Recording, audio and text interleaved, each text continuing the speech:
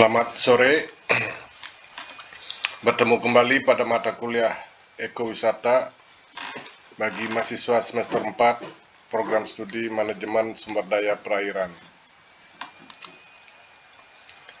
Pada perkuliahan minggu ini kita akan membahas modul 4 yaitu Ekowisata Bahari. Modul ini mendefinisikan dan memperkenalkan wisata bahari, sumber daya bahari sebagai daya tarik wisata, serta jenis-jenis atraksi wisata bahari dan memilah-milah atraksi wisata bahari sebagai ekowisata. Modul ini akan dibahas dalam 2 kali pertemuan, yaitu minggu ke-6 dan minggu ke-7. Setelah pembelajaran modul ini, mahasiswa hendaknya mampu untuk pertama, mendefinisikan wisata bahari dan mengkategorikan jenis-jenis wisata bahari. Kedua, mengidentifikasi dan mendiskusikan sumber daya inti wisata bahari. Dan tiga, mendiskusikan jenis-jenis atraksi wisata bahari dan kategori ekowisata bahari. Diskusi dalam pembelajaran modul ini membahas 3 materi. Pertama, definisi dan tipe-tipe wisata bahari, sumber daya inti wisata bahari, dan atraksi wisata bahari. Pada pertemuan minggu ini kita akan membahas 2 materi, yaitu materi 1 dan materi 2, masing-masing definisi dan tipe-tipe wisata bahari dan sumber daya inti wisata bahari. Materi pertama, definisi wisata bahari.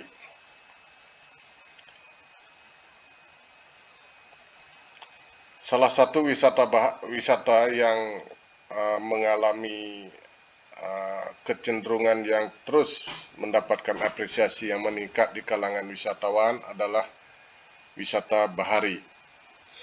Wisata bahari ini semakin berkembang dan cenderung akan semakin meningkat, terlebih-lebih pasca pandemi ini, di mana wisatawan cenderung akan melakukan perjalanan ke tempat-tempat di mana tidak banyak terdapat kerumunan, dan itu adalah di lingkungan bahari.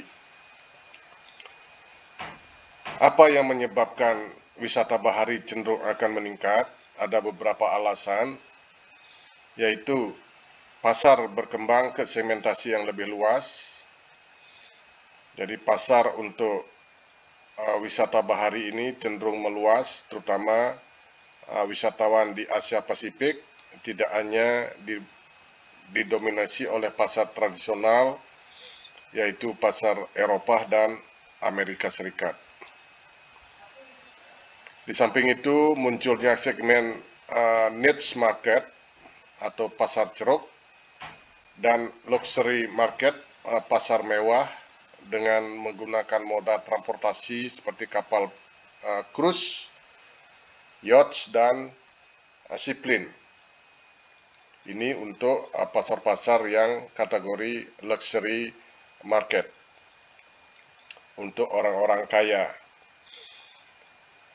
Kemudian meningkatnya permintaan produk wisata bahari, khususnya emerging market.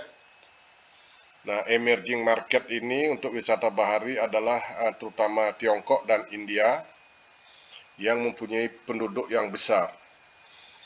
Jadi sekarang pasar dari Tiongkok dan India ini semakin besar, meningkat di segmen wisata bahari. Juga bergesernya paradigma mass tourism,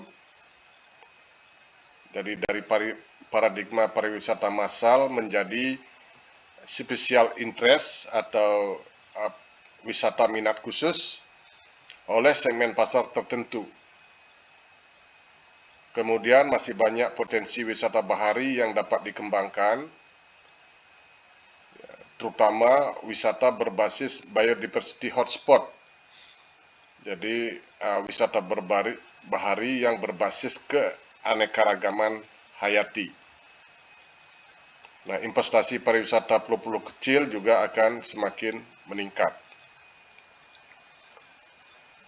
Nah, meningkatnya wisata bahari ini juga didukung oleh semakin mudah dan murahnya mengakses destinasi pariwisata berbasis bahari yang berada di daerah-daerah terpencil dengan adanya kemajuan informasi, transformasi, dan penerbangan murah.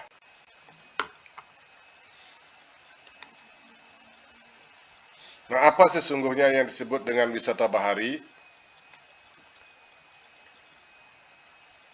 Di dalam literatur-literatur yang ada, tidak ada definisi secara universal dan khusus yang disepakati oleh ahli tentang apa itu wisata bahari.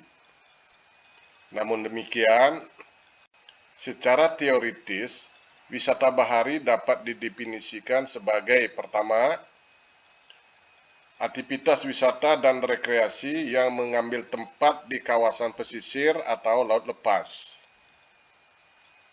Yang kedua, yaitu aktivitas-aktivitas wisata dan rekreasi yang terkait dengan lingkungan laut. Aktivitas-aktivitas wisata bahari dapat dikelompokkan menjadi dua dimensi ruang aktivitas. Yang pertama adalah aktivitas sea-based, artinya berbasis laut, yaitu aktivitas wisata bahari yang berbasis laut seperti sea swimming, menyelam, berenang, yachting. Yachting ini wisata dengan kapal tiang tinggi, kapal layar tiang tinggi, diving atau menyelam, recreational fishing atau memancing, dan surfing atau berselancar. Kemudian dimensi sea associate, artinya aktivitas wisata yang berasosiasi dengan laut atau yang terkait dengan laut. Jadi tidak langsung di laut aktivitasnya, seperti beach sport, ya misalnya permainan pantai, sunbathing atau berjemur matahari di pantai, bird watching atau mengamati burung misalnya di mangrove, dan berpartisipasi pada event festival terkait laut. Nah, aktivitas-aktivitas wisata bahari ini akan kita bahas pada materi minggu depan. Wisata bahari termasuk wisata minat khusus, ya, special interest. Tipologi kategori wisatawan berdasarkan motivasi khususnya. Biasanya wisatawan yang melakukan aktivitas wisata bahari ini terkait dengan hobi atau terkait dengan kenangan, juga yang banyak itu adalah terkait dengan pencarian atau ketertarikan lainnya. Nah, untuk kalangan muda umumnya adalah terkait dengan hobi dan juga pencarian, ya, pencarian diri untuk mendapatkan pengalaman. Fokus ketertarikan umumnya diwujudkan dalam bentuk rekreasi, tur, bisa juga petualangan atau adventure, pembelajaran atau pendidikan, atau kombinasi antara rekreasi, petualangan, dan pembelajaran.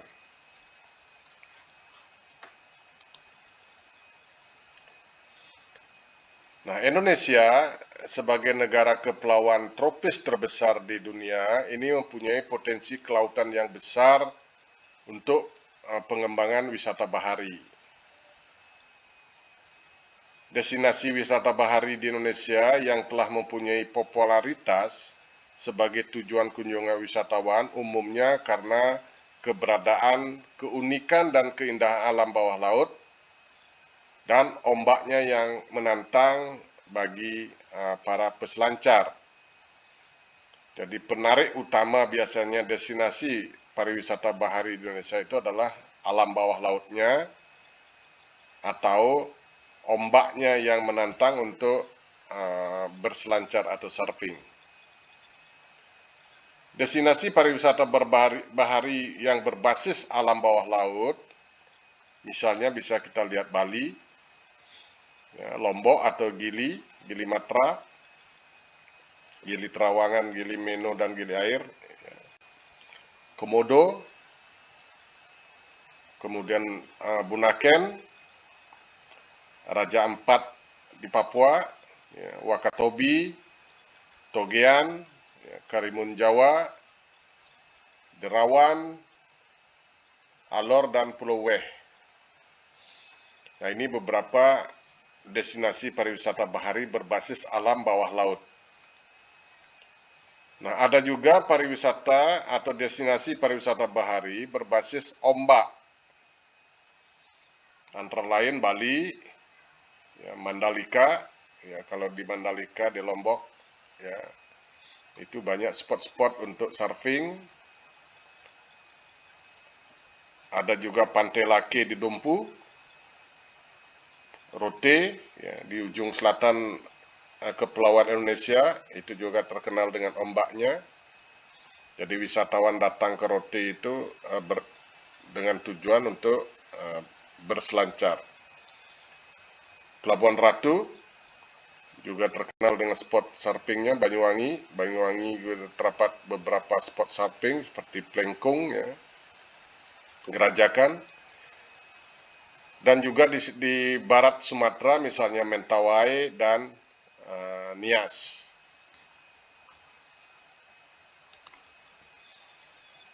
Nah, materi kedua kita membahas sumber daya inti wisata bahari.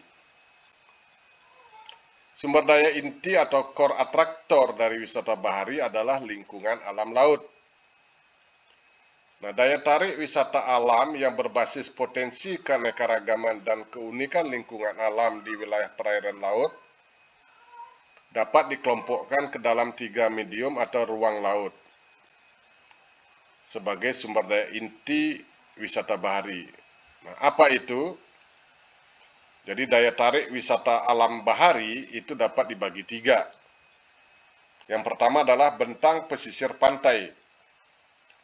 Jadi bentang pantainya, contohnya adalah Pantai Kuta, Pantai Pengandaran, Pantai Mandalika, atau Pantai Segigi. Ini adalah destinasi wisata yang memang berbasis pada pantainya, pada pesisir pantai. Kemudian daya tarik wisata berbasis bentang laut. Baik perairan di sekitar pesisir pantai, ya, dekat pantai, maupun perairan lepas pantai yang menjangkau jarak tertentu yang memiliki potensi bahari. Contohnya misalnya perairan laut Kepulauan Seribu, kemudian Labuan Bajo, Raja Ampat, Teluk Cendrawasih, dan Mentawai. Nah, daerah-daerah ini mempunyai daya tarik terutama adalah bentang lautnya. Di antara pulau-pulau. Yang ketiga adalah daya tarik berbasis kolom air dan dasar laut. Ini berbasis taman laut. Contohnya misalnya Nusa Penida terkenal dengan spot divingnya, begitu juga Tulamben dengan wreck, ya, kapal tenggelamnya, Taman Laut Bunaken, Taman Laut Wakatobi, kemudian Taman Laut dan Gugusan Pulau-Pulau Kecil Raja Ampat, Atol Pulau Kakaban, dan sebagainya. Nah, ini yang berbasis kepada kolom air dan dasar laut. Jadi daya tarik wisata bahari itu dibagi 3 kategori, ya, yaitu bentang pesisir pantai, bentang laut, dan kolom air beserta dasar lautnya.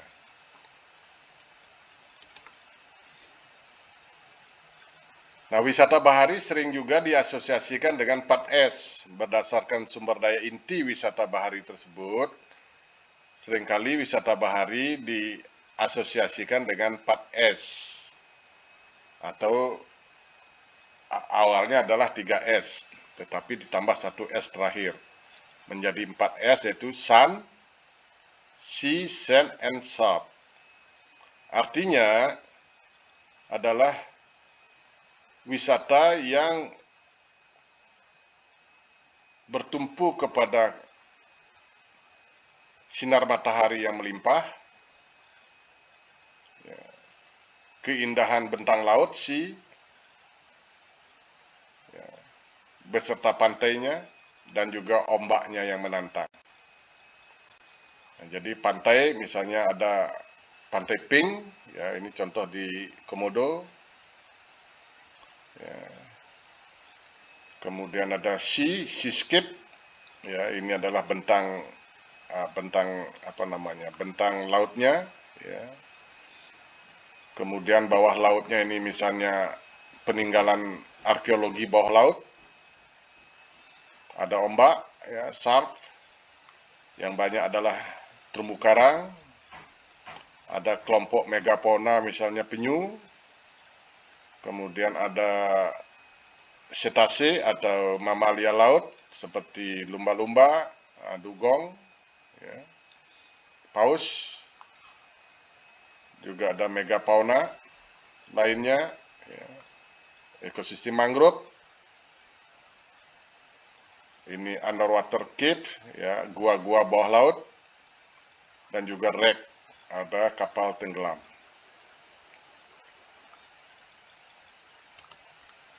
Nah, seperti ini. Jadi ada beberapa, inilah sumber daya inti wisata bahari. Ada bentang pantai, pantai-pantai yang indah seperti Pantai Kuta. Ini adalah Pantai Crystal Bay di Nusa Penida. Ya, ini juga pantai di Kuta. Kemudian ada bentang lautnya, ya, termasuk ombak dan alam bawah laut, ya, berupa terumbu karang dengan keanekaragaman hayatinya, termasuk megafauna seperti misalnya mola-mola dan parimanta. Nah, daya saing destinasi ekowisata bahari, artinya wisata bahari yang termasuk kategori ekowisata. Minggu depan kita akan bahas secara detail tentang ekowisata bahari. Ini umumnya ditumpukan pada kawasan konservasi perairan atau marine protected areas. Secara global, ya, kawasan konservasi perairan memiliki beberapa tujuan, termasuk wisata dan rekreasi, ya. Namun ini bukan tujuan utamanya dari kawasan konservasi. Tujuannya adalah untuk perlindungan, tapi akan sangat bermanfaat untuk pengembangan pariwisata dengan dilindunginya keanekaragaman hayati yang ada di dalamnya. Nah, urutan kepentingan tujuan dari kawasan konservasi perairan, pertama adalah untuk konservasi keanekaragaman hayati laut dan habitatnya, peningkatan pengelolaan perikanan, peningkatan pengetahuan ilmiah, memperluas kesempatan pendidikan, nah kemudian peningkatan pariwisata dan kegiatan rekreasi. Terakhir adalah perlindungan warisan budaya. Namun dengan dijaganya keanekaragaman hayati laut beserta habitatnya, pariwisata dan kegiatan rekreasi di kawasan konservasi perairan ini akan menemukan tujuannya, dan termasuk destinasi pariwisata yang mempunyai daya saing dari aspek daya tarik wisata, seperti misalnya Raja Ampat, Wakatobi, Bunaken, kemudian Teluk Cendrawasih, dan lain sebagainya. Nah, kawasan konservasi perairan di Indonesia juga beragam jenisnya, di mana kegiatan wisata dan rekreasi ini merupakan salah satu tujuan dari dibentuknya kawasan konservasi perairan. Nah, kawasan konservasi perairan untuk tujuan pariwisata alam perairan di Indonesia itu ada dua jenis, yaitu adalah Taman Nasional Perairan dan Taman Wisata Perairan.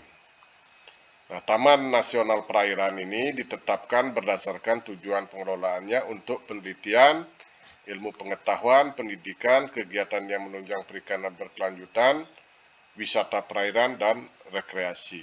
Nah, contoh Taman Nasional Perairan di Indonesia adalah Laut Sawu. Kemudian Taman Wisata Perairan.